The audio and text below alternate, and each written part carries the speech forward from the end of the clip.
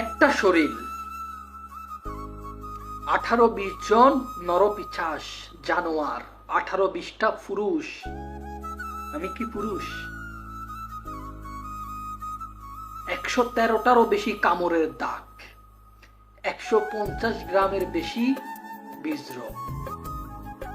একটু ভাবুন, পুরুষ কতটা জানোয়ার, পুরুষ কতটা হিংস্র। একটু ভাবুন, একটা মেয়েকে কতক্ষণ গলা চেপে ধরে রাখলে তার চোখের মনি দিয়া রক্ত বের হয়।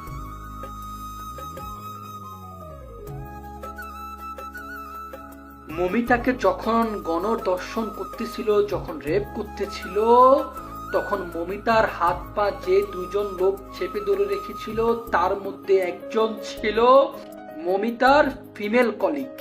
আমি আবারও রিপিট করতেছি, একজন ছিল মমিতার মেয়ে বন্ধু। যখন মমিতাকে এভাবে হাত পা ধরে গণধর্ষণ করতেছিল, তখন মমিতা নিশ্চয় বাঁচার জন্য তার মেয়ে বন্ধুর দিকে তাকিয়ে বলেছিল, আমাকে বাঁচাও, তুমিও তো একটা মেয়ে, তুমি কি করে পারলা আমাকে হাত পা চেপে ধরে দর্শকদের আমাকে দর্শন করার কাজে সাহায্য করতে। তাই আমি আমার সকল নারী জাতিকে বলছি, মেয়ে বন্ধু বানানোর সময় 100 বার যাচাই বাছাই করবেন। সকল বন্ধু কিন্তু বন্ধু হয় না। মমিতাকে যে সমস্ত জানোয়াররা এই নৃশংস ঘটনা ঘটিয়েছে, তাদের প্রত্যেকের